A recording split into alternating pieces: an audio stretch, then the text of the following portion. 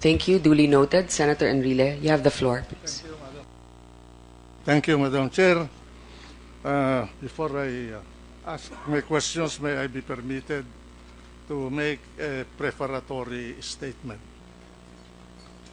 Ladies and gentlemen, I hope this is a good morning.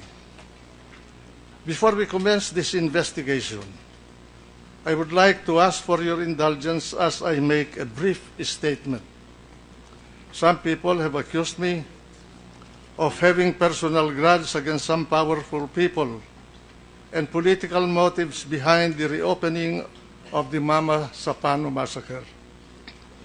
I cannot blame them for thinking the way they do, but that is farthest from the truth. I am here only to fulfill a promise I made while I was incarcerated in Camp Crame. To the staff members who survived this horrible ordeal, what they said and the tears I saw is still vividly etched in my mind.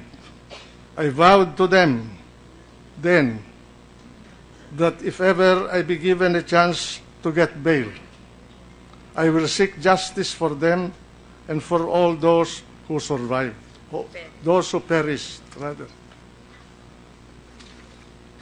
It was fate, perhaps, that brought us together there in Camp Crame. And it is fate now, perhaps, that also allowed all this to unfold. I'm doing this for the staff troopers who bravely perished and those who gallantly survived. I'm doing this for the country, so that never again shall a similar gruesome butchery will happen in this land. I'm doing this for the people, so that they will know the national leaders who failed them because of ineptness and lack of leadership. I'm doing this for the truth and for no one else. Now, finally, I'm going to present evidence to show, and these are the specifications and the center of this morning's hearing as far as I'm concerned. First, that President Aquino actively and directly participated in the planning and preparation of Oplan Exodus. Second, that President Aquino deliberately compartmented Oplan Exodus to himself and PDG Purisima. I think all the military and police people here will know the meaning of compartmentation. Don't you? Okay. Third, that President Aquino was the approving authority of Oplan Exodus.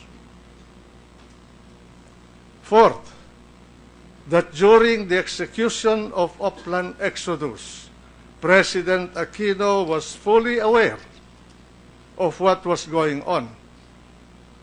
Fifth, that President Aquino wantonly disregarded the command systems of the AFP and the PNP.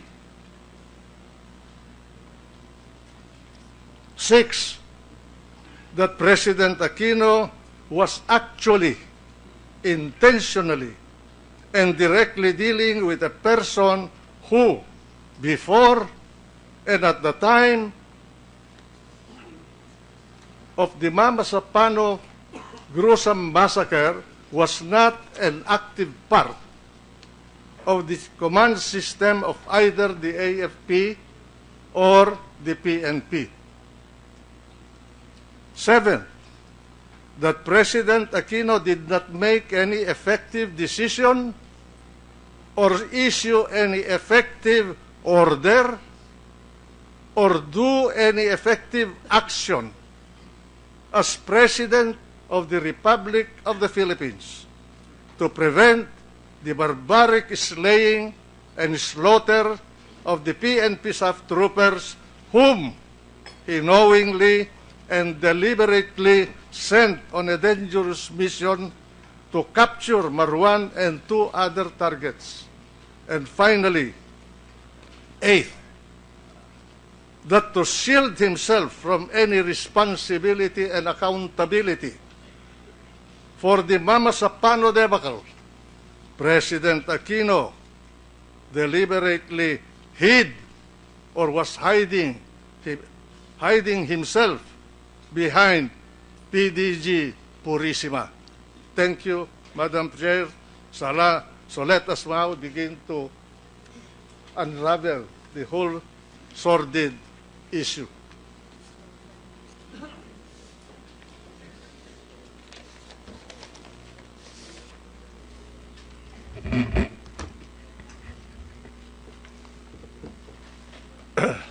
In December 2010, I'm addressing these questions to General Napeñas.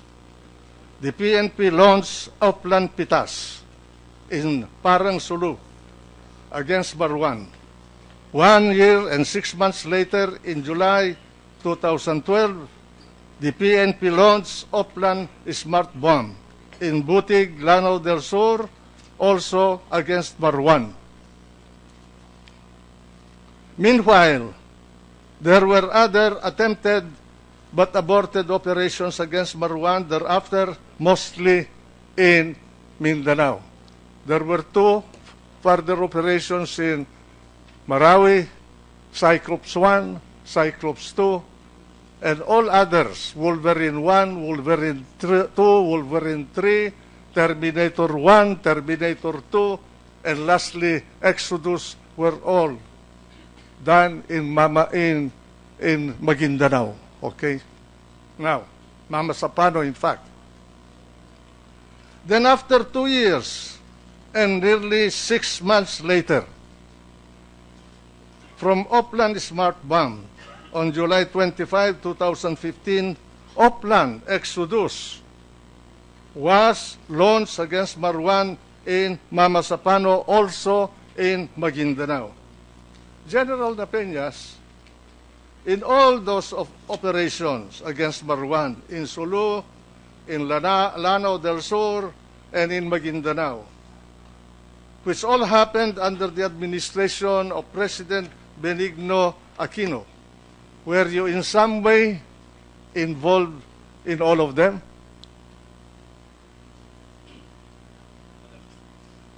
Madam Chair, sir, Your Honor. Yes, sir, except in Cyclops 1 and Cyclops 2, because that happened in 2013, and I was already the Regional Director of Police Regional Office 13 in Butuan City, sir. These were the Marawi operations. Yes, sir, the Lanao Sur operation, Cyclops 1 and Cyclops 2. However, the other Lanao Sur operation, Smart Bus there, because that is in 2012, sir. The operations in 2013, I wasn't part of it, sir. Now, in Oplan Exodus, President Aquino appeared to have actively and directly involved himself. He was briefed, consulted, and informed by PDG Allan Purisima and by you on nearly all aspects of Oplan Exodus, and he had in fact even extensively discussed Marwan project, not only with you as DSAF, but also with PDG Allan Purisima and Superintendent Fernando Mendes. As a matter of fact, he issued orders and gave instructions to PDG Purisima and to you as SAF, DSAF, in the planning, preparation, and execution of Oplan Exodus. Is that true? Yes, sir, Your Honor. Now, was President Aquino actively and directly involved in the Sulu, Lanao del Sur, and Maguindanao operations against Marwan and others in the same manner and to the same extent as he did in Oplan Exodus? In Sulu, sir, not to my knowledge, because I was then the Deputy Director of the Special Action Force, and I have no knowledge of the arrangement of the then Director of the Special Action Force. In the same manner, in Lanao del Sur, the same, I have no knowledge. If there was such a dealing between the Director of the Special Action Force and the President, what I know is the Undersecretary of the DILG, in the person of Yusek Rico Puno was present in the presentation, in the briefing of the smart bomb or the boutique operation, sir. Who is this Rico Puno? He was then the undersecretary of the DI, one of the undersecretary of the DILG, sir. And he was he dealt with you. He dealt with you. No, sir, directly because there was a presentation of the operation plan in Camp Crame, and he was present during that presentation of the operation plan, sir. PDG Purisima, on January 8, 2015, at 5:29 in the afternoon, you sent a text message to President Aquino where you said, "Sir, good afternoon. May I know," this is January 8, "may I know on your convenient time when I can report to you to brief regarding the impending operation against SVTs or high-value targets in Maguindanao. Thank you, sir." And at 5:51 o'clock in the afternoon of the same day, President Aquino answered, "Bukas pagbalik mula sa Romblon." Then you replied at 6:13 p.m. also on the same day, "Yes, sir. Is this true?" Is this true? Yes, Your Honor. No, just answer whether it is not true or it is true. It is true, Your Honor, that I sent those messages. Okay. General La Penaz, on January 9, 2015, you with PDG Allan Purisima, PS Superintendent Fernando Mendes, and Police Inspector Ricardo Marasigan. Are you here? Marasigan? Okay. Were at Bahay Pangarap across the Pasig River from Malacanang Palace. You had a meeting with President Aquino. Is that true? Yes, sir. Except that Police Senior Inspector Marasigan, after setting up the computer, he was led outside of the building, sir. General Purisima, is this true? That is true, Your Honor, Madam Chair. Yeah. Okay.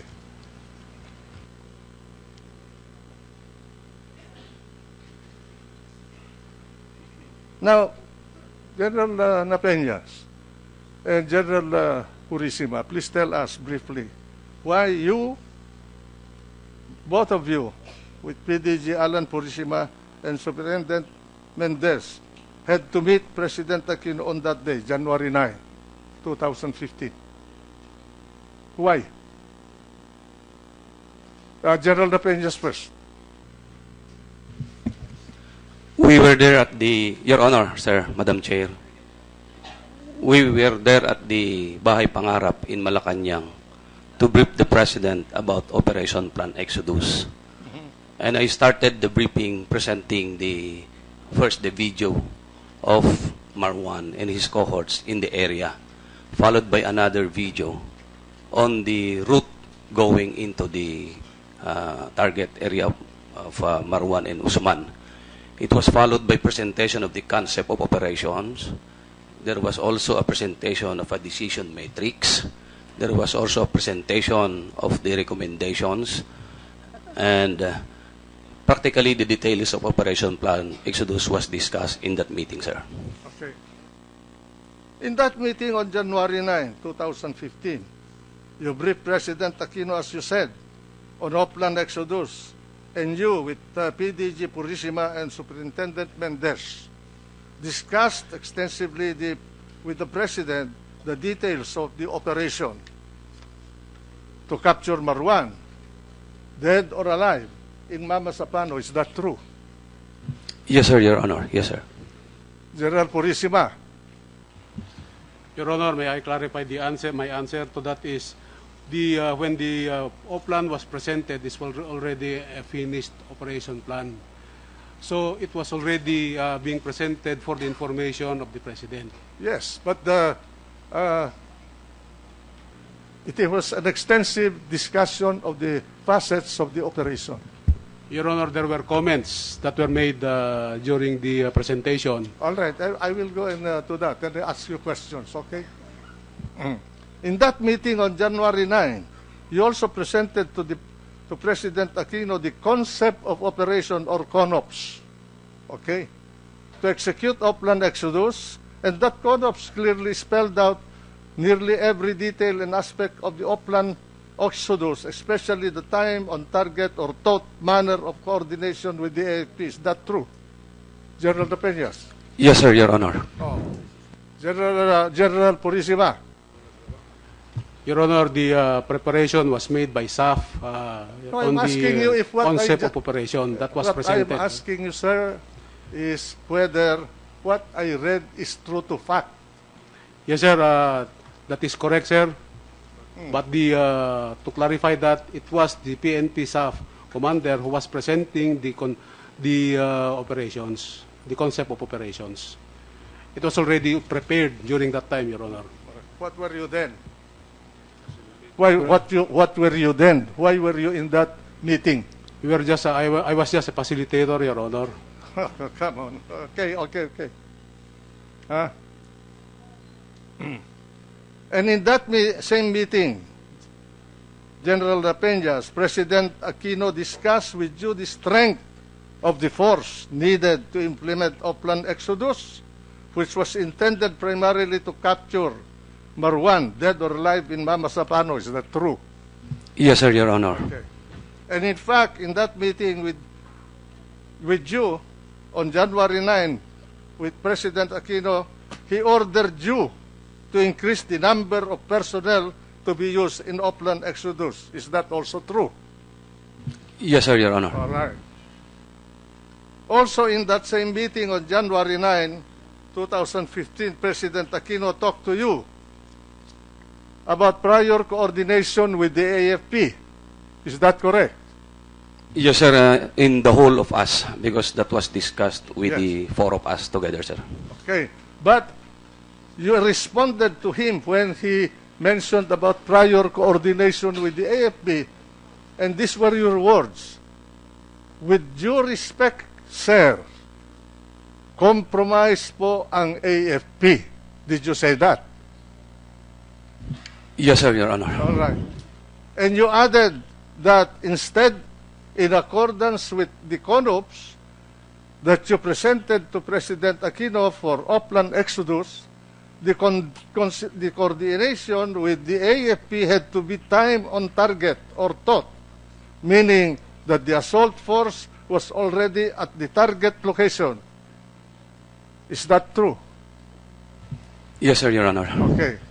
And these were uttered by you in the presence of PDG Purisima and PS Superintendent Mendes. Yes, sir, Your Honor. Okay. And PDG Purisima and PS Superintendent Mendes, who were present, supported your recommendation. Is that true? Yes, sir, Your Honor. Okay. And President Aquino did not give any comment, nor did he say anything when you responded and said to him, with due respect, sir, compromise po ang AFP. In short, he did not object to your recommendation, nor did President Aquino countermand your recommendation. Is that true? Yes, sir, Your Honor. Okay. And President Aquino did not object as a commander, as president, as chief executive, as head of state, as head of the police organization, or make any comment, much less say anything when you recommended to him that coordination with the AFP had to be on time, target, or thought. Is that true? Yes, sir, Your Honor. And President Aquino also did not stop you from carrying out your recommendation to him that coordination with the AFP had to be time on target, meaning when the assault force was already at the target location. Is that true? Yes, sir, Your Honor. At that time, he was the president, He was the commander-in-chief. He was the embodiment of the plenary powers of the whole nation. There's only one president. Okay. And President Aquino did not insist and persist that the suggestion of prior coordination with the AFP must be followed by you. He simply kept quiet. Is that true? Yes, sir, Your Honor. Okay. When the meeting with President Aquino was over, you and Superintendent Mendes left the room ahead of PDG Purisima, who remained alone with President Aquino in the room where the meeting was held. Is that true? Yes, sir, Your Honor. And you waited, you and Superintendent Mendes waited outside the room while Purisima was inside the room with President Aquino. Is that true? Yes, sir, outside the building actually, sir, because we leave the building. We stayed outside near the parking lot, sir. Okay. And when PDG Purisima came out from the room where he remained alone with President Aquino, PDG Purisima immediately blurted out to you and said, saka mo na lang sila sabihan yung dalawa pag nandun na. Totoo ba yun? Yes, sir, Your Honor. Okay. And he added, ako na bahala kay General Catapang. Sinabi niya yun. Yes, sir, Your Honor. General La Penaz, sino ba yung sila o dalawa na binanggit ni PDG Purisima sa kanyang sinabi sa iyo paglabas niya sa kwarto sa bahay pangarap at kaagad niyang sinabi, saka mo na lang sila sabihan yung dalawa pag nandun na. Sino yung dalawa at sino yung sila? To me, sir, that refers to OIC PNP, then Police Deputy Director General Espina, and the Secretary of the DILG, sir. General Allan Purisima, ano ba yung sila at dalawa na sinabi mo? I was referring, Your Honor, to Secretary Marrojas and OIC Police Deputy Director General Espina. Bakit mo binigay yung utos na yun kay General La Penaz? Your Honor, that was not an order. No. I was just giving an advice, Your Honor. It is not for you to claim that. The tenor of, I've been 17 years in the organization, the tenor of your statement is an order. Para sa akin, Your Honor, that was not an order. And that was in consonance with the time-on-target principle presented by Police Director La Penaz during the briefing. Well, anyway, the courtroom or whatever court will take care of this, will interpret your order. You are a military man, and you should know what is an order and what is a suggestion.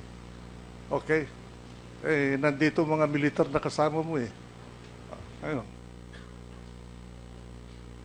Now, General La Penaz, when you went to Bahay Pangarap on January 9, 2015, with PDG Allan Purisima and PS Superintendent Mendes to brief, consult, and inform President Aquino about Oplan Exodus, did you volunteer to go to Bahay Pangarap to brief, consult, and inform President Aquino? No, sir, Your Honor. And why did you go there? Because I was directed then, I was told by Police Director General Purisima, sir. Okay. Did he tell you that you have to go to give a briefing to the President of the Philippines about Oplan Exodus? Yes, sir, that's the subject, sir. Okay.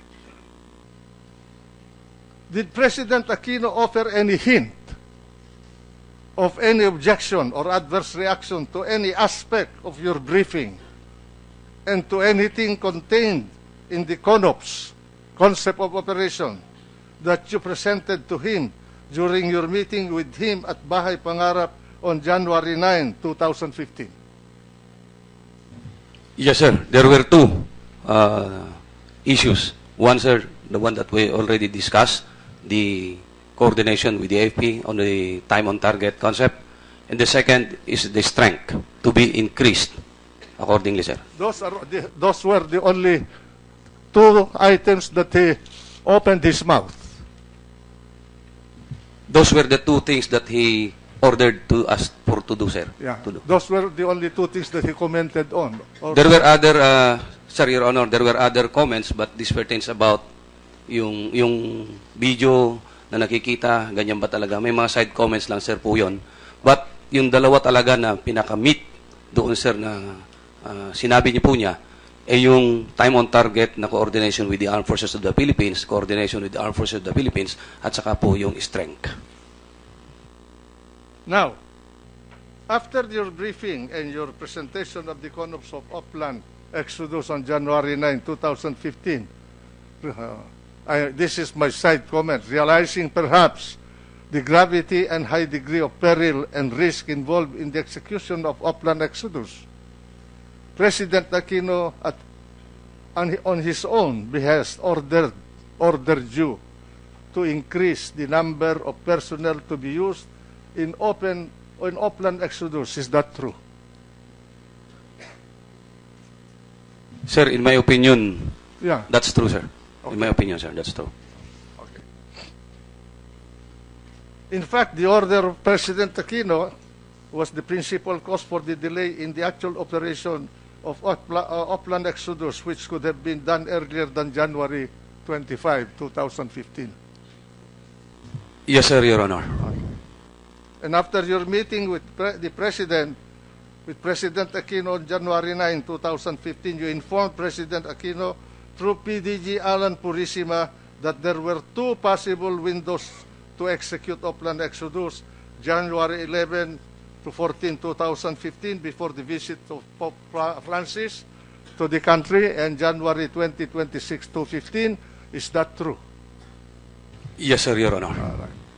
And did you hear or receive any objection or adverse comment either from President Aquino or from PDG Purisima about the windows of dates you proposed to execute upland exodus? No, sir, Your Honor. You later recommended to President Aquino again through PDG Purisima that the better window of dates was January 20 to 26, 2015. Is that true? That's true, Your Honor. And did you hear or receive any objection or adverse comment from either President Aquino or PDG Purisima about your choice of January 2026 to 26, 2015 as the better window of the dates to execute upland exodus? Your Honor, may I be clarified of the question again, sir? I did not get it, sir. May objection ba na ipinarinig sa iyo o sinabi sa iyo si Presidente Aquino at si PDG Purisima nung sinabi mo na ang pinakamagandang panahon o time na gagawin natin yung upland exodus is January 20 to 26, 2015? Wala pong objection, sir, Your Honor. Wala silang sinabi. Wala po, sir, Your Honor. PDG Purisima, at 1:27 in the afternoon of January 13, 2015, you sent a text message to President Aquino where you said, Sir, from DSAF, sir, good PM, in consideration of the comments of the President during our meeting, the number of persons to be deployed in operations recommend that we follow the secondary date as the additional persons to be used are deployed in Tacloban for the Pope's visit. Also, the primary date is too tight, while we have a longer window on the secondary date, quote, for your consideration and approval. For your consideration and approval. And at 7:43 p.m. of the same day, President Aquino replied snappily and said, in quotes, okay. Is this true, General Purisima? Is this true? Madam Chair, Your Honor, the text message was sent to the President and was replied to me, Your Honor. What I said in my question, is this true? Yes, Your Honor. Okay, that's all I'm asking you. I'm dealing with facts, not arguments or conclusions. These are material evidence, no? Okay. What is okay to you? That the President said, what is okay? You asked for his approval. What is okay? There are so many meanings of okay, Your Honor. It can be noted. It can be... Come on. All right. Anyway. By the way, these are not found in the transcribe. the transcribe exchanges of text messages that I got from somebody. Huh? Okay. General La Penaz, on January 19, 2015, you had another exchange of text messages with General Purisima. PDG Purisima was asking about your plan, and you informed him that your troops would be moving from Zamboanga to Central Mindanao on January 21 to 22. That effectively altered the window of dates for the actual execution of Upland Exodus to January 23 to 26, 2015. Are all these true, General La Penaz? Yes, sir, Your Honor. Did you hear or receive any suggestion, objection, or adverse comment from either President Aquino or PDG Purisima about the movement of your troops from Zamboanga to Central Mindanao on January 21 to 22 to 15 for the operation, and the alteration of the window of dates for the actual execution of Upland Exodus from January 20 to 26 to 2015 to January 23 to 26, 2015? I did not receive any objection, sir, Your Honor. General La Penaz, you have been an active participant of the Marwan project from Upland Pitas to Upland Exodus. 10 uplands, okay? Now, Yes, sir, Your Honor, except for the two that I earlier mentioned. yeah, all right. Do you recall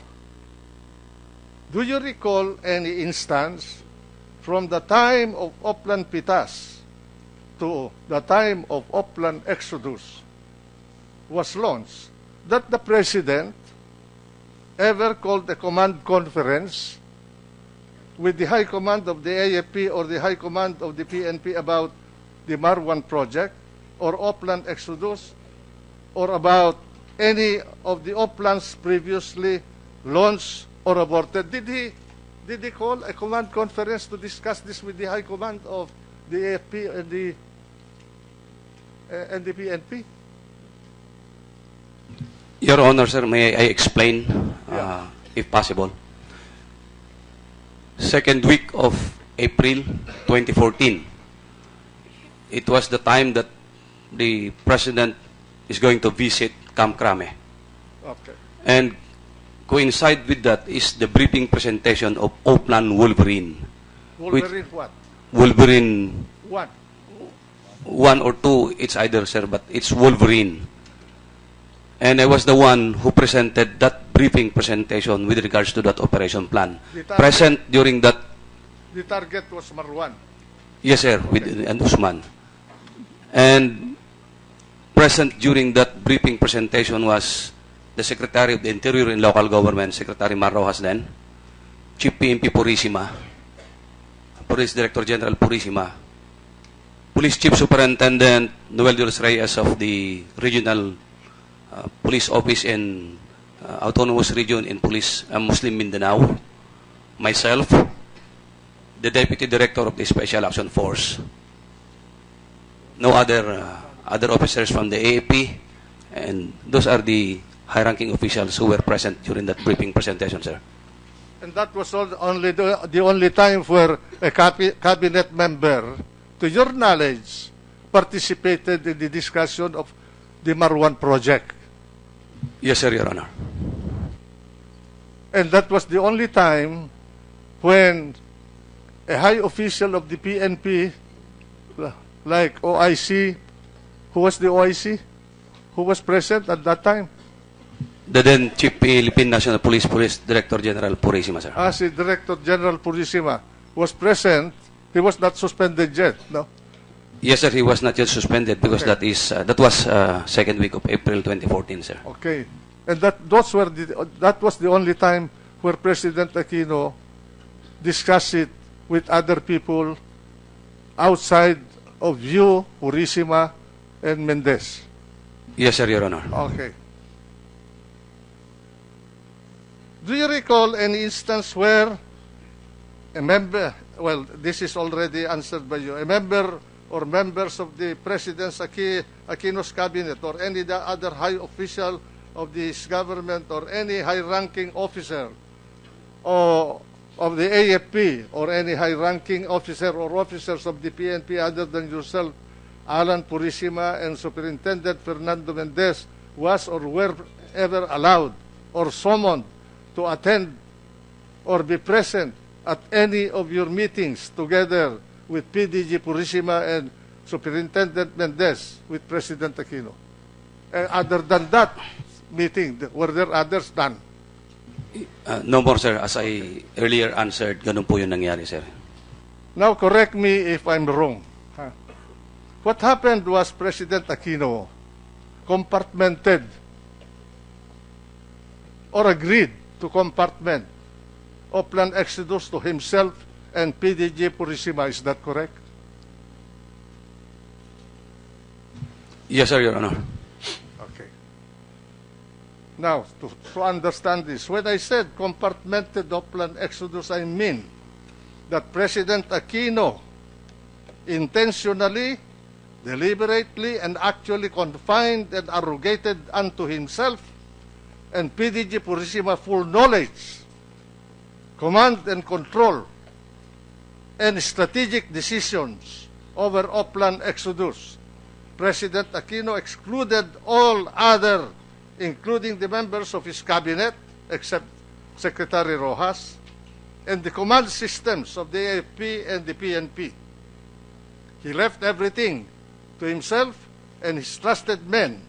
PDG Allan Purisima, is that true? As a military officer, is that true? Yes, sir. I will just qualify, sir, Yes. that Sorry. in Oplan Exodus, Secretary Marojas was not included, sir. It's in the Wolverine that Secretary Only Marojas in was Wolverine. present. Only in Wolverine. So, Exodus was totally compartmented. Yes, sir, Your Honor. Okay. General Purisima, you are a four-star general. What, do you understand compartmentation? Yes, Your Honor, I understand compartmentation. Okay. But may I comment on your question, earlier question, Your Honor? Yeah, go ahead. The Oplan Exodus was an Oplan crafted by the PNP Special Action Force. So ang nagplano po nito, Your Honor, is the PNP Special Action Force. Correct. Ang nag-implement po nito, Your Honor, ay PNP Special Correct. Action Force. And we were just, our part were only informatory, Your Honor. No, correct. That is your defense. But as a military officer, you know that the president excluded everyone else.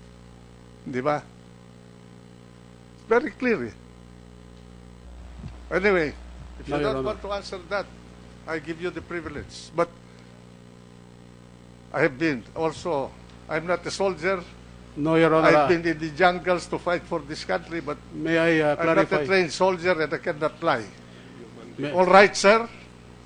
may I clarify, Your Honor? I am, during that time, I was a police officer, not a military Well, officer. never mind. But you're And the President is exercising his authority over the Philippine National Police as Chief Executive, not as a Commander-in-Chief, Your Honor. okay. He's the president, period.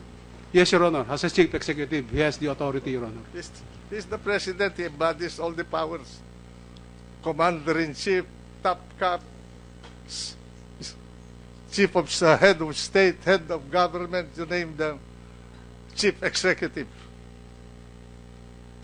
The summation of all of that is, he is the president. Okay. Now, I'll go to the operation.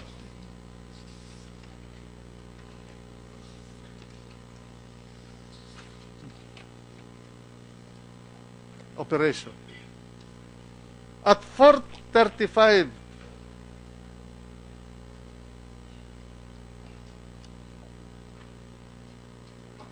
11 a.m., January 25, 2015, DSAF sent this text message to PDG Purisima, which said verbatim, "Sir, good AM. For your information, the operation against SBT..." I will just go back to my original question. I will, so that the sequences will not be affected.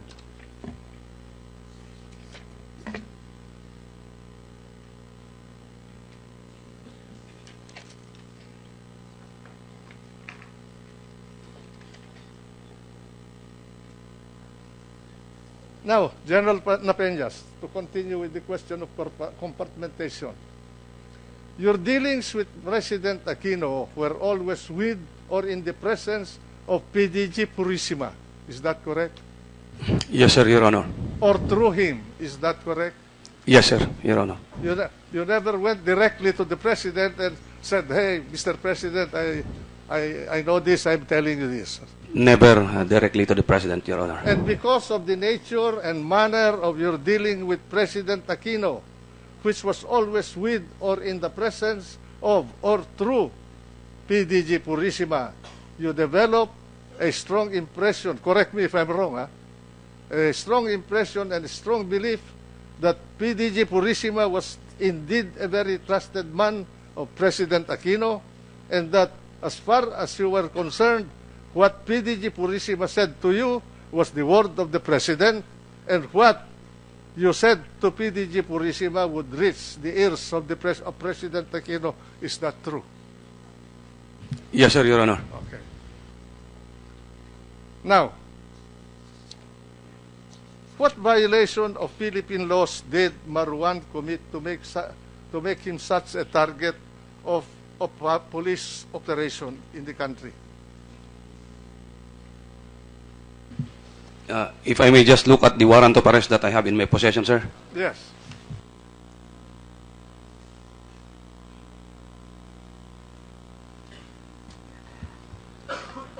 While you're looking for that search warrant, I would just like to remind Senator Enrile that we agreed to have an hour. On the other hand, the hour has almost come for you, but maybe we can ask also for the opinion of the other members that we allow you to continue with your line of questioning. Madam Chair, so that the nation, the people, will understand the role of the President. And I've already specified the 8 specifications that I have, I'm going to tackle.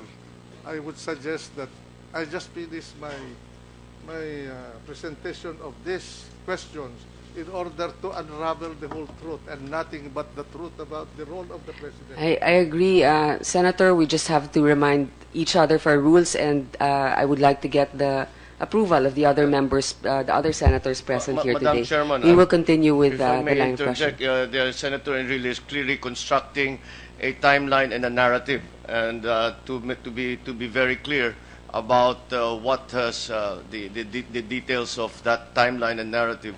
I think that will not become clear until he has finished his interpolation. So I would strongly suggest, and would, if there is a motion, I would second the motion that he continue and be allowed the extra time to finish constructing that the timeline and narrative. Okay, thank you, Senator Marcos. No objection from the other members of the Senate present here today. I'd like to acknowledge... Chairman. Yes, Senator Bam. Maybe, since most everyone seems to be agreeing already, but maybe just a word to our colleagues that everyone will be asking questions today. So probably just to be able to keep the time also. Thank you. That's duly noted. That's why I framed the question in such a way that they either say yes or no and correct the facts, no? So that we can finish this. I also want to finish. I'm old already. Thank you, Senator Enrile. I'd like to acknowledge the presence of Senator Marcos, Senator J.V. Ejercito, Senator Recto, Senator Pimentel, and we shall now continue with the line of questioning of Senator Enrile. General La Penaz will read the warrant. Tell us the judge who issued the warrant and in what court this warrant was issued. Yes, sir, Your Honor. Multiple murder, multiple prostrated murder, and multiple attempted murder issued by the Regional Trial Court in Kidapawan City. And the judge is Judge Rogelio Narisma, Your Honor. This happened in Kidapawan, the crime. The crime did not happen actually in Kidapawan, sir, but the cases were filed in Kidapawan City, RTC, sir, Your Honor. Now,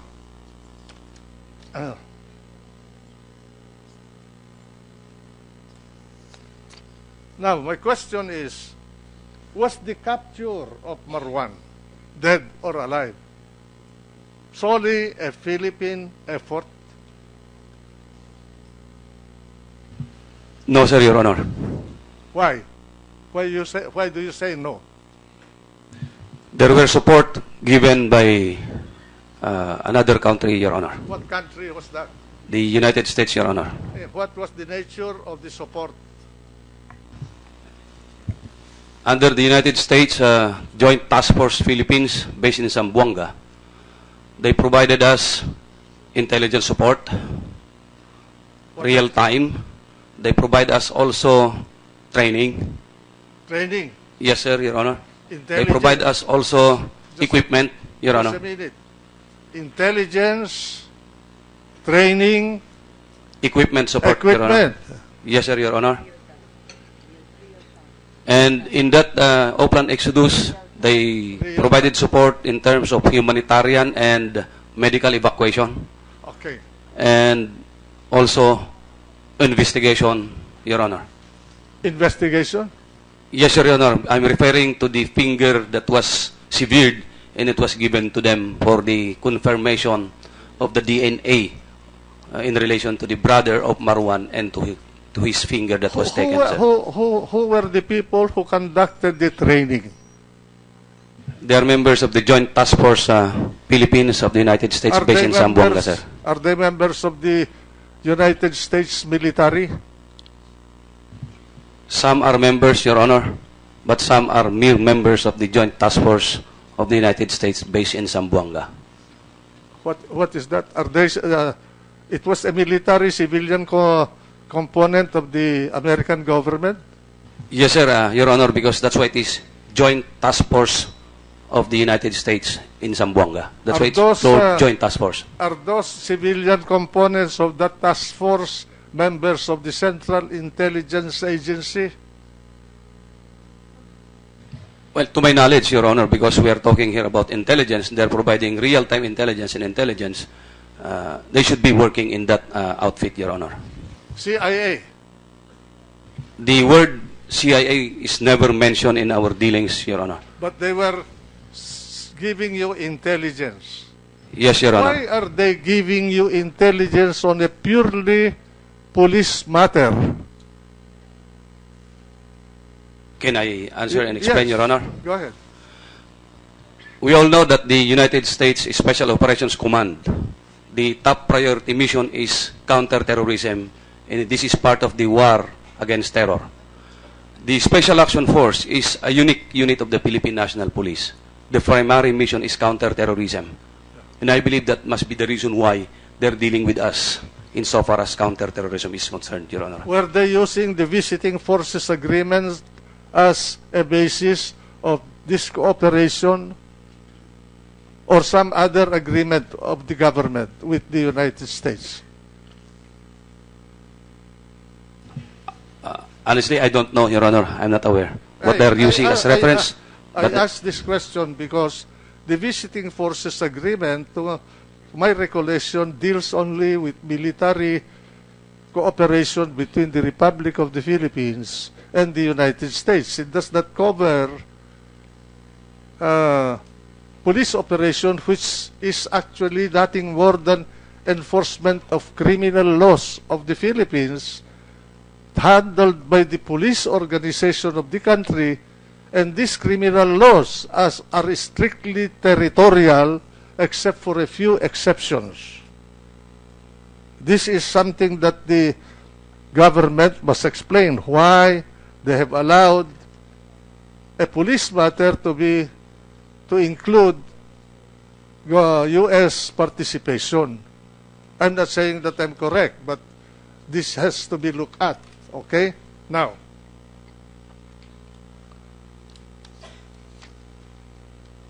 the reason why I asked that question, whether this is solely a Philippine effort, was the fact that the money given, offered as a reward was in US dollars, 5 million US dollars. Who provided that 5 million US dollar reward? General Purisima, was it the Philippine government? No, Your Honor. No.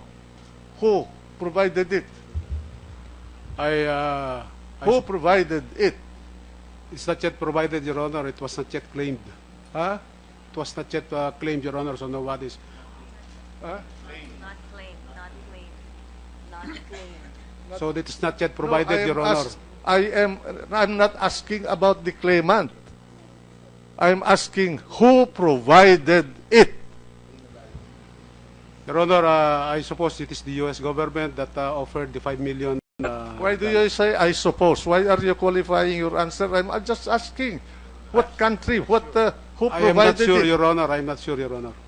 You're not sure. But it is in US dollars. Your Honor, that is the very reason why I assume it is the U.S. government. Okay. Sir. Just a minute. Yes, Chairman La Penaz, you have something to add? Madam Chairman, sir, if I may add to the information given by General Purisima, sir. Yes. There are two rewards provided for the capture dead or alive of Marwan. One from the U.S. government amounting to $5 million and one from the Philippine government amounting to more than 7 million pesos, sir. So we provided the reward and U.S. government provided the reward. What was the interest of the United States government over Marwan? It's about giving justice to the people who died in the Bali incident in 2002, wherein more than 200 people perished, and there were some Americans in that incident who died, sir. Did the President of the Philippines know that the reward was in US dollars? I believe so, sir. It's an open thing because there was even a poster going around into the Philippine National Police about Marwan with the reward money. Okay.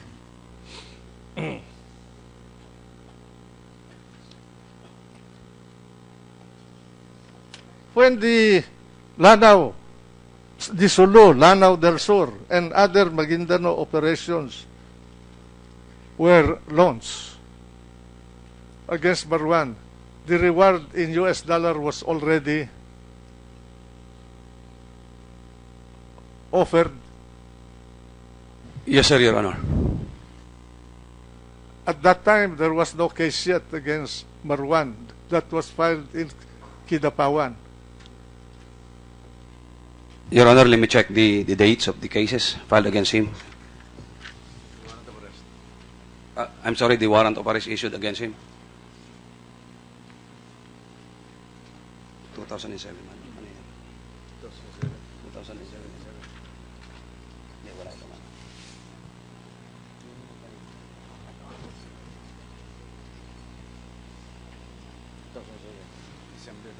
There was already warrants issued against him because the date of the warrants are both 2007, Your Honor.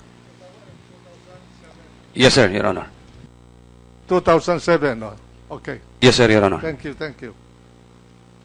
Now I will come to the operational aspect of this sordid event. At 4:35, 4:35:11 a.m., January 25, 2015, DSAF sent a text message to PDG Purisima which said, verbatim, "Sir, good AM. For your information, the operation against SBTs in Mamasapano, Maguindanao shall be conducted by PSAF, supported by PPO, PRO in caps, ARMM caps. Troops are underway. Main element is now on target while support elements are being deployed. Update will be reported." Now, General Purisima, if you were just an advisory or whatever, was it not strange that you should be informed by the operating commander about what is happening?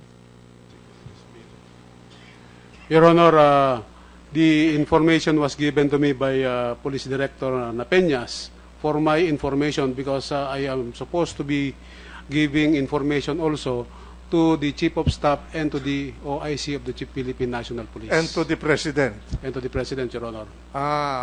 So you passed this information to the President that morning? Yes, Your Honor, I passed the information to the President at about, I'm not sure of the time, Your Honor, but it's already before 6 o'clock. Because the first time that I learned about the operations that was launched was already 5:45 in the morning, Your Honor, when Police Director La Penaz was calling me. Okay. At 4:30, Your Honor, I suppose the operations was already been finished by that time, Your Honor. Okay. Thank you.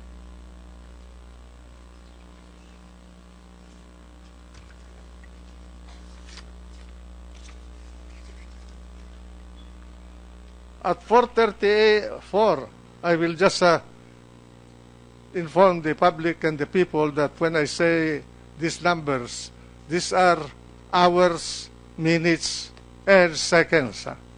At 4:38:44 a.m., January 25, 2015, DSAF sent a text message to OIC, PNP, PDD General Espina, which reads verbatim, "For OIC, PNP, from DSAF, Sir, good AM. On January 25, 2015, at about 2:02:30 hours, PNP SAF, supported by Maguindanao PPO and PRO ARMM, shall be conducting LEO, law enforcement operation, against high-value targets in Mamasapano, Maguindanao. Troops are underway and development will be reported ASAP." General La Penaz, you confirm that you sent this message? Yes, sir, Your Honor. And this was in accordance with the order to you of the then Chief PNP, but suspended, to saka mo na lang sabihan yung dalawa pag nandun na. Yes, sir, Your Honor. This was the first time that you were informing the OIC of the PNP about the operation. Yes, sir, Your Honor. Okay. Thank you.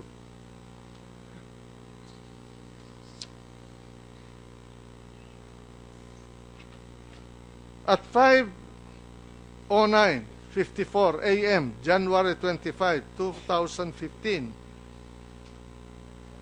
DSAF sent this text message to the Commanding General, 6 ID, 6 Infantry Division, which reads verbatim, Ed, good morning, good AM. For your info, on January 25, 2015, at about 230 hours, PNP SAF supported by MAG, PPO, PRO, ARMM, all caps, shall be conducting Leo and serve warrant WA in caps against SBTs in Mamasapano, Maguindanao. Troops underway. Coordination was also done with CEO 1 mechanized for 45th IB. General Pangilinan, did you receive this text message at that hour, at that time? Madam Chair, Your Honor, I received the text. The record in my phone says 5:06 in the morning, Your Honor, and I read it by 6 in the morning. What time? What? 5:06. Okay.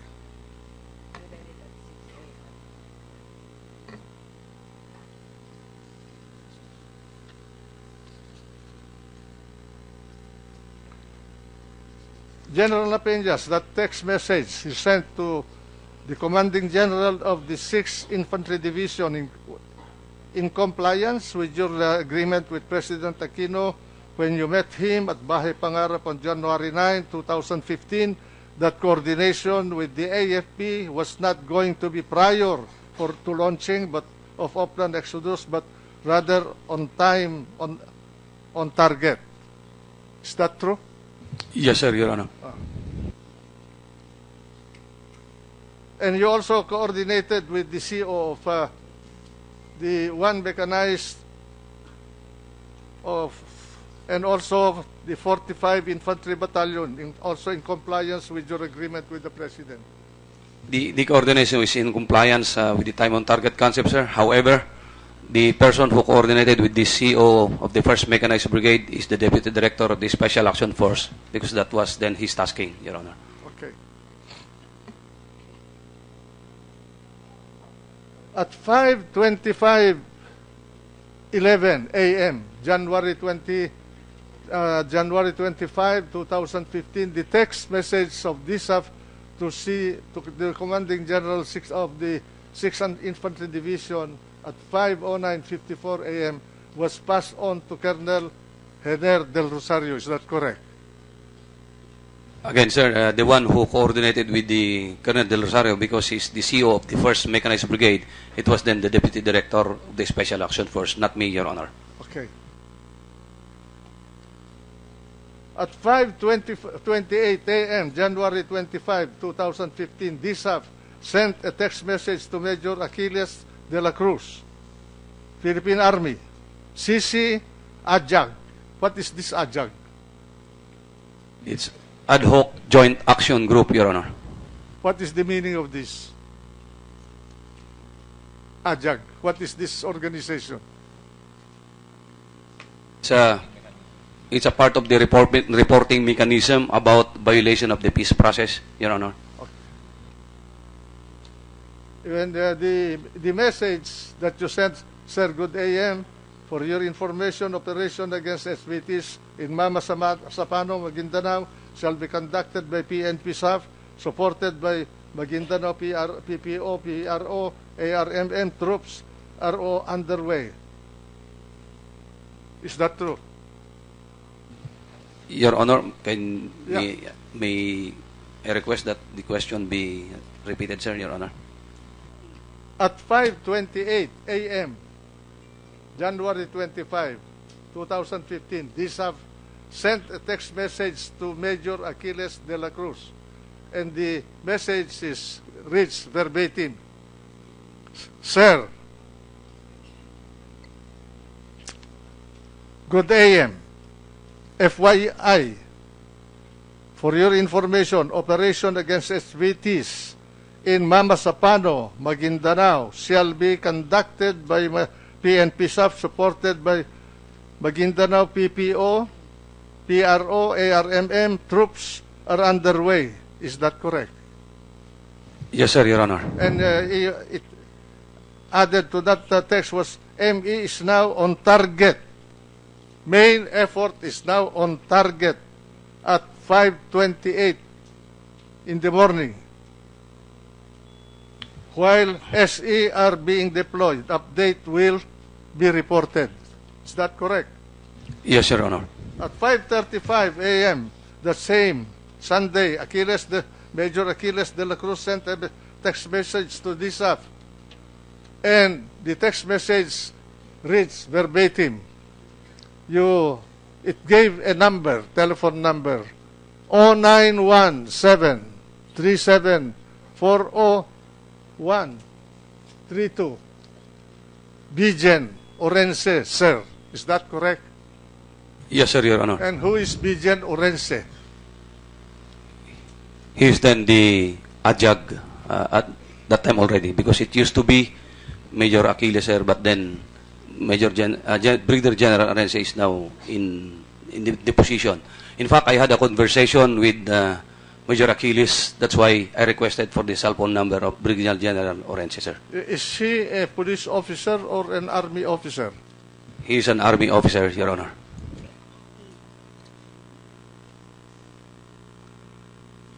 Now, at 5:45, PDG Purisima, at 5:45 a.m., that same Sunday, January 25, 2015, you sent this text message to President Aquino.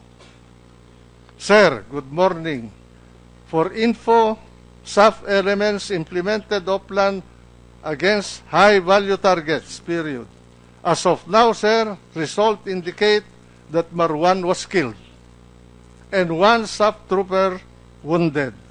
The body of Marwan was left behind, but pictures were taken. The troopers are now withdrawal phase, and progress report will follow. General Purisima, do you remember that text? Did you send it to the President? Yes, Your Honor. That text message was taken from the information given to me by Police Director La Penaz when he called me at about that time. Because that was the only time that I know that the PNP staff had jumped off for that operation. Did you pass that? Did you pass that to anybody in your command system? Later in the... No, did you pass it? I also contacted the OIC Chief PNP, Your Honor, and informed him of the activity of PNP staff. Okay. At 5:48 a.m., that same day, PDG Espina sent a text message to DSAF which reads verbatim, "Congratulations, Leo." General Espina, is this correct? That's correct, Your Honor. All right. Thank you very much. At 5:51 a.m., that same Sunday, PDG Purisima sent a message to his Mista, General Gregorio Catapang Jr., which says verbatim, "Mista, good morning. For your information, our troopers were able to neutralize SVT in Mamasapano area this morning. They are now on withdrawal phase and they need the support of the mechanized troopers in the area. They have coordinated with G3. What is this G3? General La Penaz. That's the operations officer of the division, Your Honor. The Army, they use G, no? Yes, sir, Your Honor. Of the 6th Infantry Division and the Mechanized Brigade. Thank you.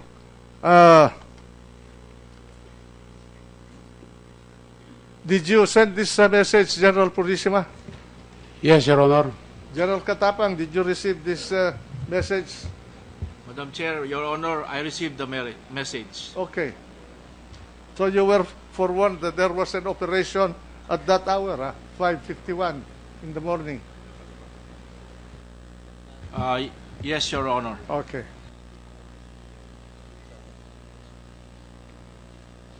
When you, General Purisima, when you send that message, that text message to General Gregorio Pio Catapang, Jr., your mista, was that in compliance with your agreement with General La Penaz at Bahay Pangarap where you said, ako na, bahala kay General Catapang? Yes, Your Honor, but it was already late that the operation was already conducted when I was informed. Never mind the time, but this is in compliance with your usapan sa Bahay Pangarap with the President, di ba? Your Honor, if it had been earlier, I would have been informed him earlier also, Your Honor. Okay. That is early na, 5 o'clock. Nag-umpisa lang yung drama. Before the jump up, Your Honor. General Catapang, as AFP Chief of Staff, did you inform President Aquino about this message of your mista, PDG Purisima? No, Your Honor. Why not? We Did you not consider this a material matter to be known by your Commander-in-Chief? Your Honor, we receive operations and we have daily operations against high-value target. We did not know that it was Marwan who was being hunted down. Mm-hmm. And that was just an information. It was not a coordination, Your Honor. Mm-hmm. That was just an information. Yes, there were no coordination. Yeah. It was just a text message. I'm not talking about coordinations yet. You were informed. Yes, Your Honor. And it's your duty as Chief of Staff to assess every happening in the country, internal security matter. Yes, Your Honor. Okay.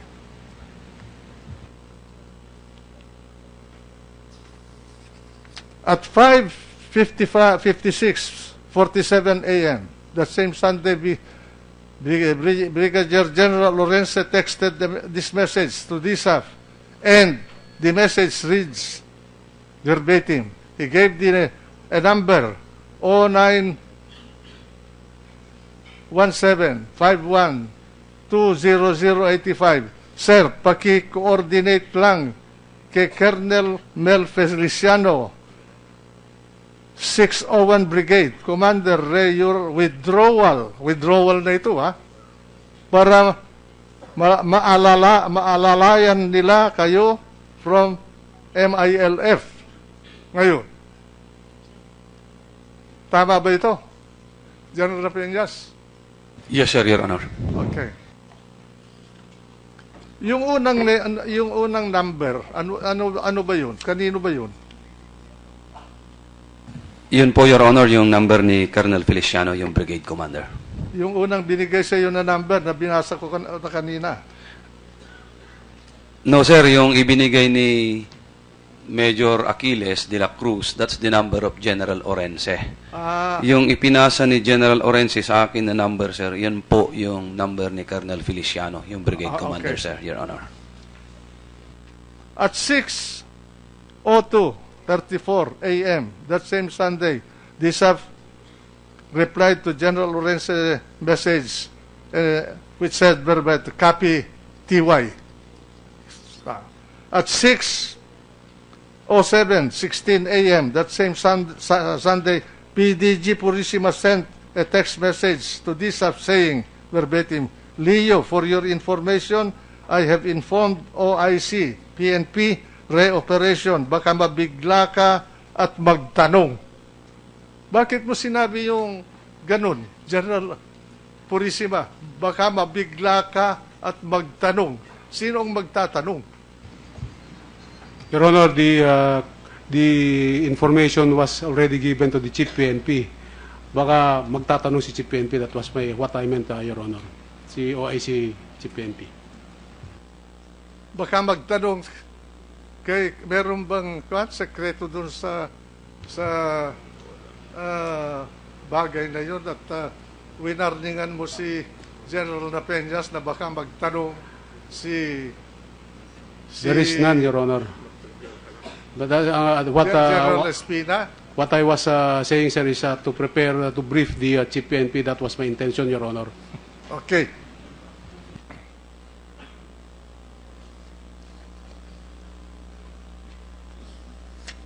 At 6:01 a.m. that same Sunday, PDGG Espina sent a text message to DISAV which said verbatim, Guerrero, these are verbatim sa Guerrero's number please. Di pa sumasagot si Greg.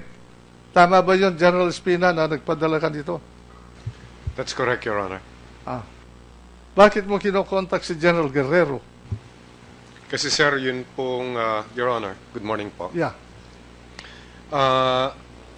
When I was contacted by General Purisima, maybe 5 minutes before 6 a.m., he told me kuha na si Marwan. Ang sagot ko, ganun ba? Ano ka ko ang nangyari? Kasi hindi ko alam, sir, from the very start. Compartmented ka eh. Oh. Yes, sir. And if I recall right, he informed me, General Purisima, that SAF was operating. And then, what I did was to immediately read my text messages. And then, that was yung pong pinadala na 4:30, which did not wake me up during that morning. Binasa ko, merong text message na may operation ng ganon. At apparently, sir, parang napapaengkwentro sila or humihingi ng support. That's why, sir, my first instinct was to contact my classmate, which is what I always do. Contact the Armed Forces of the Philippines. In this particular case, the commander of Western Mindanao Command, in the person of General Rustico Guerrero. Siya po ang namamahala doon. I called him up immediately and to inform him na nag-ooperate ang SAF doon sa area at napapaengkwentro. Ang tanong sa akin, sir, ni General Guerrero, ano yan? Hindi na naman nag-coordinate, di ko alam yan Ang sabi ko kay General Guerrero, saka na siguro ang sisihan, di ko rin alam ito, ang importante alalayan natin. Tama yun. That's the G, sir. I was informed 5 minutes before 6 a.m. I contacted General Guerrero 5 minutes after 6 a.m. after knowing it. Wala nakakaalam, sir, pero sabi ko, saka na sisihan. Baka ang importante dito, maalalayan. Hindi mo alam yung operation? No, sir. Hindi rin alam ni General Guerrero? No, sir. He didn't know. Ang unang reaction niya, sir, ano yan? Hindi ko alam yan, Hindi na naman nag-coordinate. Yun ang exact words niya sa akin, And then I answered that way. Saka na, sir, yung sisihan. General Guerrero, you're present here. Do you confirm that statement? Madam Chair, Your Honor. Yes, sir. I received a phone call from General Espina at 6:04 a.m. and he told me about the encounter in Mamasapano, Your Honor. Where were you that time? I was in my headquarters in Camp Navarro, Zamboanga City, sir. Okay, thank you. Sir, if I may add, I received this, sir, if I may add, I received the call when I was in Manila during that time. I was in Manila the whole day. Yeah. General La Penaz, at 6:10:51 a.m. that Sunday, it was at this time that the heavy firefight started at Mamasapano between your support unit. Is that correct? It may be a little earlier, Your Honor, because I received the information at about that time that you said, but it may be a little earlier, but it is not that heavy early in the morning. But when the MILF and the other armed groups started to reinforce their troops, It was later that there was really a heavy firefight. That there was already a heavy firefight at that. Anyway, we use this as a benchmark. 6 o'clock in the morning of Sunday, the firefight was going on. Yes, sir, Your Honor. All right. And it ended what time? That's about 6:02 in the evening or past 6 in the evening, Your Honor. Okay. At that time, the sub-44 were already all killed. Yes, Your Honor. Mostly of them, except because there was one who they were able to bring it to the headquarters of the police headquarters of the Maguindanao PPO, but later died, Your Honor. And 12 hours of fighting. The Commander-in-Chief, the President of the Philippines, was never heard. Am I correct?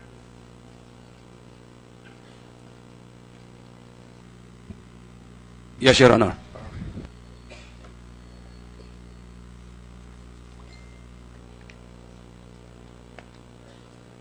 At 7:26:01 a.m., January 25, 2015,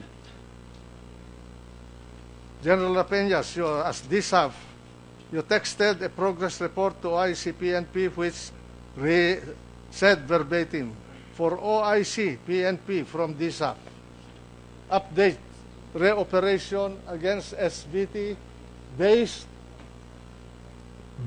on report.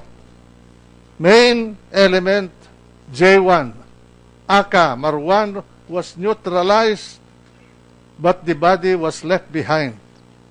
Due to heavy volume of fire and one wounded sub-trooper, the containment blocking force was engaged 2 kilometers east of Tokalanipao. That is the message. Grid coordinate 68006 65717. There was heavy firefight and SAF troops suffered casualties. Extraction is ongoing and support from the AFP was requested. Now, mark the time. This is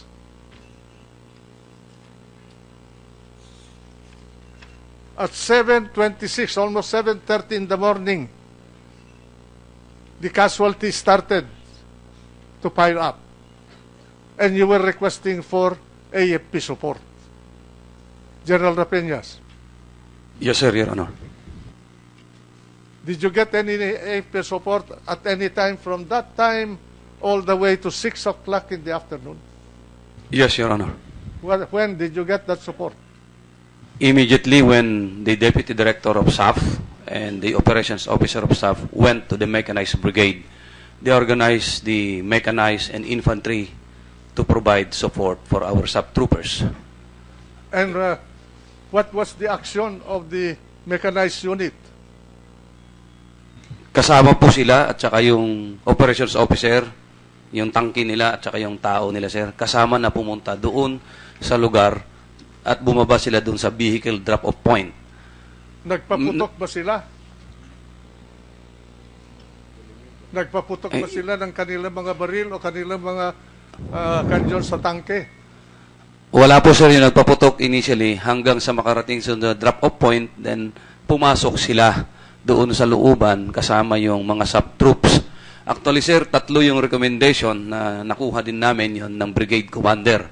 Ang unang recommendation is yung infantry po, then, sir, yung mechanized, then yung artillery. However, ang naipadala lang muna ay yung dalawa are the infantry at saka yung mechanized brigade. Pero sumama sa labanan yung army. Yes, sir, Your Honor. Oh. Hindi nila nasuportahan yung 55th. Hindi po nakapasok na malapitan yung nagre-reinforce na combined army at saka special action force because based on the recollection, the statement and testimony yung team leaders na nakausap namin po, sir, open field yung approach at saka may ilog na tatawirin yung lugar ng 55th. That's why hindi sila move forward. And Marcy, pati yung dadaanan, sir, na Ano terrain. bang armament nung tangke nila? Tangke ng mechanized unit, 50 caliber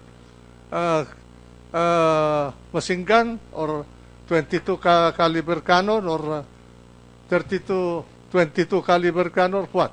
50 caliber. 50 caliber po, sir, siguro yung mga gamit ng mga tangke, including yung aming B-150. Ano ang range nung 55 caliber na yun? Yung 50 caliber, sir, that's 1 kilometer. Effective range. 1 kilometer po yun, sir, Your Honor. Anong kalayo nung lumalaban sa mga 55th?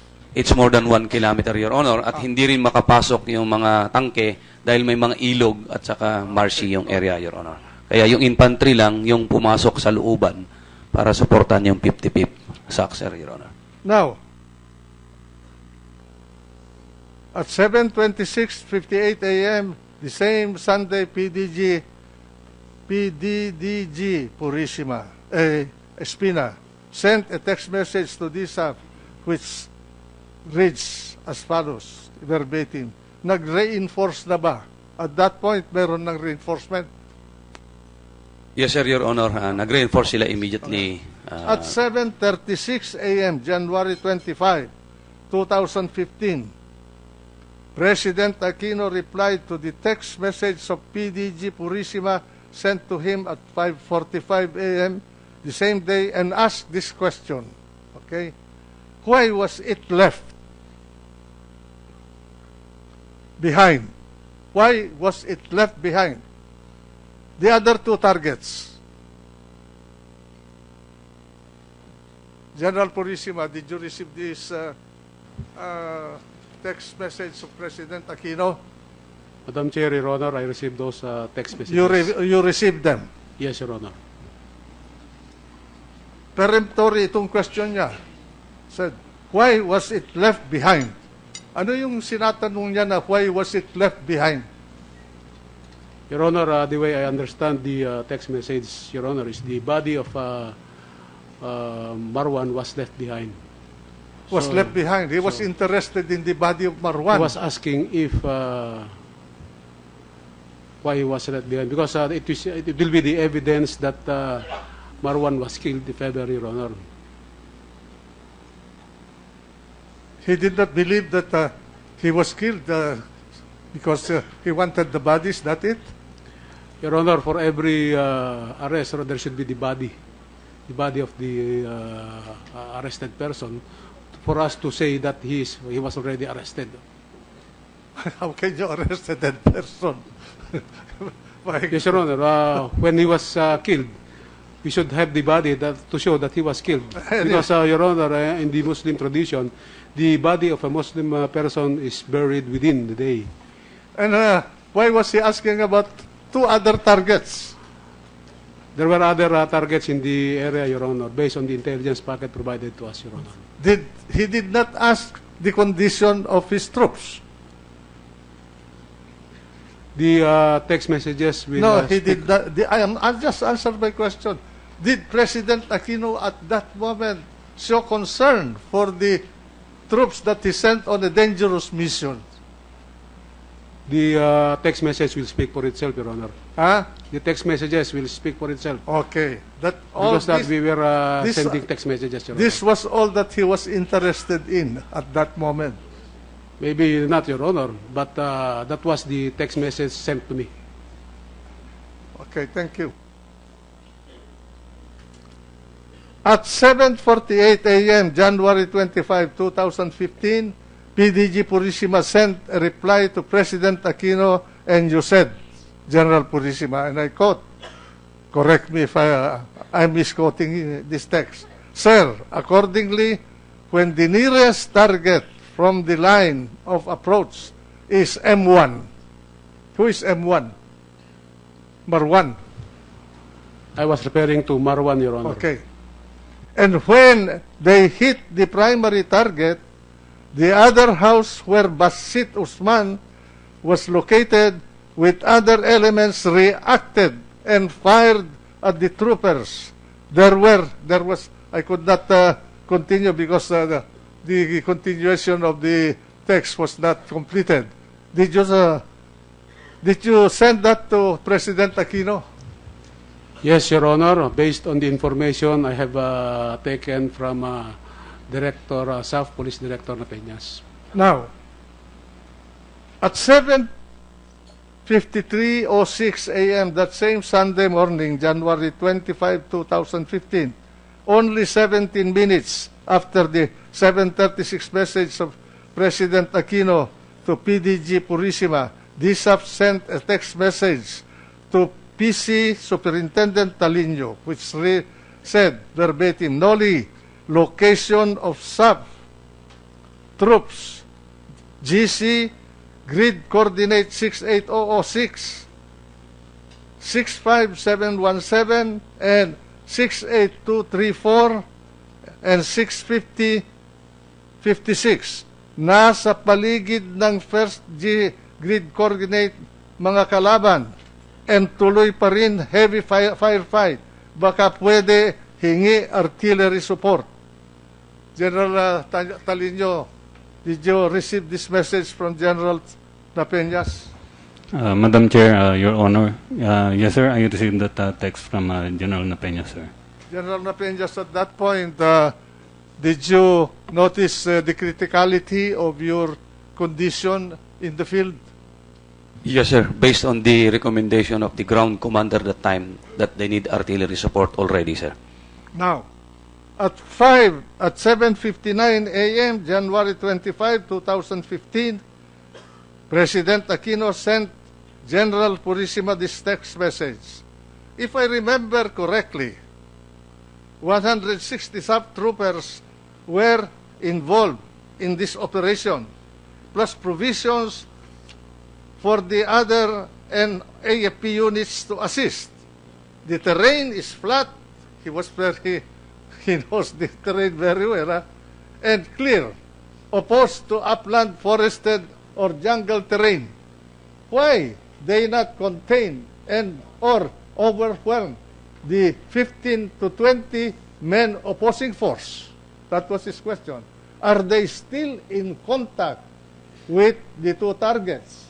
If not, and the opposing force has escaped, now back to square one. Is that true, General Purisima, that he sent this text to you? Madam Chair, Your Honor, yes, I received that text message. Okay.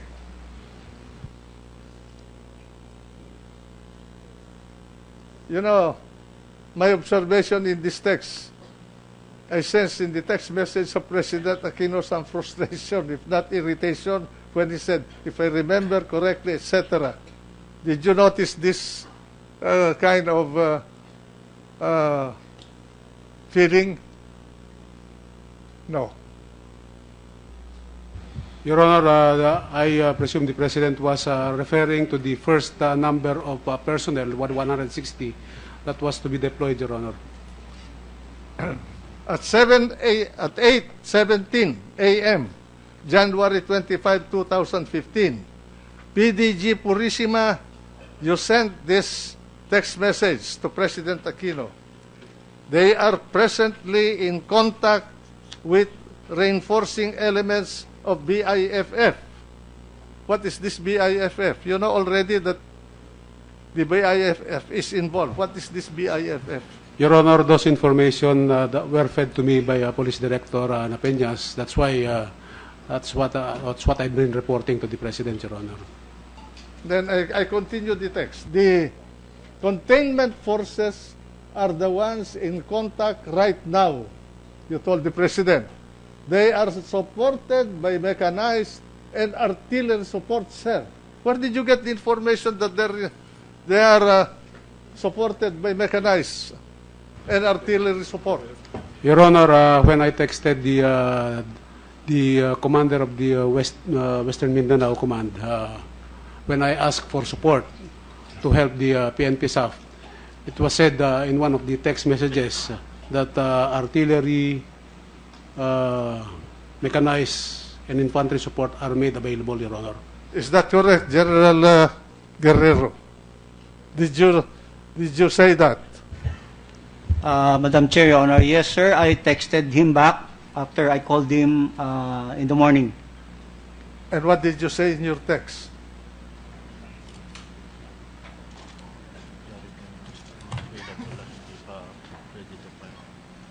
At 8:03 a.m., Your Honor, my text to the former Chief PNP was meron ng coordination sa ground, tank, infantry, and artillery support are made available. Meaning to say that I already directed the 6th Infantry Division Commander to provide support based on the telephone call of General Espina, Your Honor. Coordination lang sinabi mo, ha?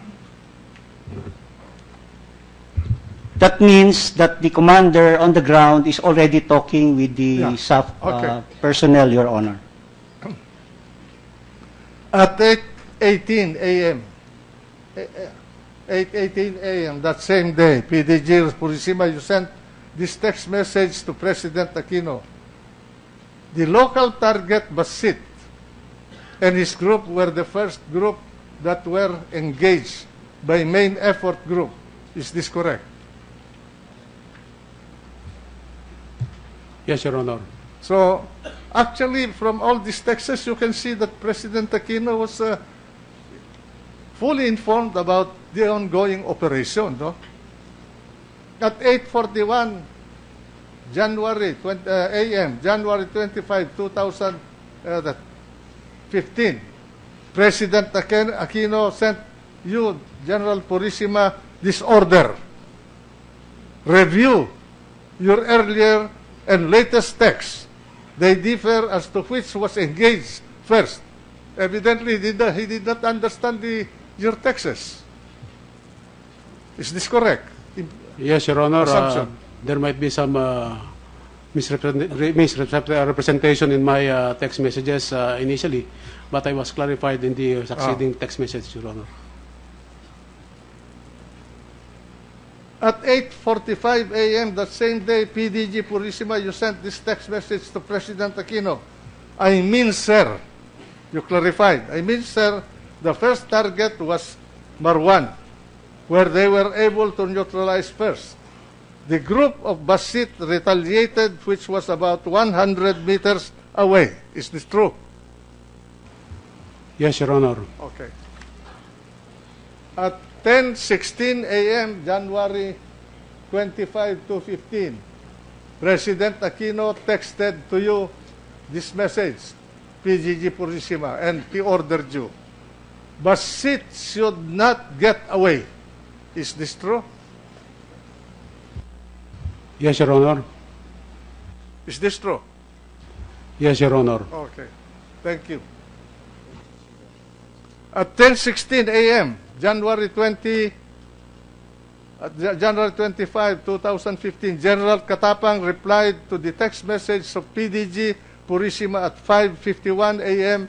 of that same day, which says verbatim, "Okay, Mista, troops are now in the area monitoring." Did you say this, General Catapang? Madam Chair, Your Honor, yes. What was the size of the troops that were already in the area and monitoring? I think very limited troops, in as much as we were having also an ongoing operation What in other parts. What do you mean limited troops? How many squads? How many platoons? How many companies? A section of infantry troops, What maybe about 20, Your Honor, and about 6 30? armored personnel. How many warm bodies were involved? When you say May I ask the General Pangilinan the specific number to the initial troops that were made available and the initial armor assets? For heaven's sake, you're the Chief of Staff. Pag ginera tayo ng China, ganyan ang gagawin mo, lulubog itong bayan nito. Anyway, General Pangilinan, General Pangilinan, how many warm bodies and what were their armamentation? Una po, ang forces na pinadala natin ay Infantry and Division Recon Company, isang squad po, isang section po yon, 16, at nagpadala rin po ang brigade commander ng mechanized ng 6 na tangke, kasama po ang mga crew noon at personnel na nagsisecure ng tangke, at nagpadala rin po tayo ng 3 members ng EOD at K9 unit na kasamang nag-reinforce sa SAP troopers po. By the way, gentlemen, with this exchange of messages among generals of the country, police and AFP, did you not make any assessment of the criticality at all of the situation of those poor SAP troops that were entrapped in that place? May General Catapang, respond. you are the head of the armed forces. Did you not call your J staff to make an assessment of the criticality of the situation of these poor men? Madam Chair, Your Honor, we were not informed about this operation. Even then, and the army should operate at the tip of your finger. In case of emergency, you are supposed to not even remove your boots. So yes, Your Honor. that's the manner of preparedness of the armed forces. You must be prepared all the time, at any time, anywhere. Yes, Your Honor, we did that, Your Honor. Unfortunately, we were airborne from 6 o'clock in the morning up to 9 o'clock. Why did you not send your air assets to cover these poor beleaguered people in order to drive away those untrained elements that are killing them? Madam Chair, Your Honor, when I arrived at Zamboanga, I was informed by General Guerrero that the SAP troops were involved or being engaged, and immediately I instructed him to provide all the necessary requirements, support to help the SAP troopers who were engaged. Why were you in Zamboanga at that moment when your headquarters was in Manila? We were told to proceed to Zamboanga. By whom? By the President in order to discuss the Zamboanga bombing incident, Your Honor. To discuss why the bombing was over and you have a critical situation before you. What was your priority as a commander? Madam Chair, Your Honor, we did not really know the situation at that time because when they launched the operation, it was already after all the encounters that are happening. So therefore, it took some time for our ground commanders to react at the tactical level. How Your many Honor. helicopters were deployed in Zamboanga on that day and ready to fly at any moment in case of emergency? I think, Your Honor, there were available about 2 to 3 helicopters. Why did you not overfly the area of combat? There were 2 helicopters that were prepositioned in Cotabato. No, I'm asking you if you have in Cotabato, how many? Yes, Your Honor, 2 Why? helicopters prepositioned because General Guerrero was anticipating that air assets will be needed. Unfortunately, it was not requested by the PNP. My God. Do you need a request to support a beleaguered troop? My goodness. Madam Chair, Your Honor, we follow the chain of command. The decision to utilize the helicopters was relegated to our tactical commanders. They are there to decide what to do. But if we will just provide all the necessary requirements, capabilities. And if you're... We do not macro manage operation, Your Honor. Because if we do that, every time there's an encounter, they will ask me what to do. So our commanders are trained to do what to do in times of emergency, in times of contingency. They were there. General Pangilinan was making the decision. The battalion commanders, the lieutenants were there. That is their job. I cannot tell them what to do. I cannot micromanage them, Your Honor. Okay. You were with the President in Zamboanga. General Catapang. Yes, Your Honor. When you were talking to General Purisima, did you inform the President what was going on? I did not talk to General Purisima, Your Honor, Madam Chair. I just received a text message when you were informing texting General Purisima and you got the information that about what was happening in Maguindanao, did you tell the President that there is something going on in Maguindanao? No, Your Honor. Why Madam not? Chair. Is your Commander-in-Chief, you're responsible of internal and national security. Madam Chair, Your Honor, that was a PNP operation. I should not inform the President. The PNP should be the one to inform the President of what's happening. The PNP. So, the line of command was paralyzed that day. The command system of the AFP and the AFP was paralyzed that day. And that is the reason why we lost 44 people. Madam Chair, with due respect to the Honorable Senator, the chain of command was never broken at that time. The troops were on the ground and coordinating directly with Director Napeñas and his men on what to do. There were options that will have to be made. But these are decisions that are made by our tactical commanders on the ground.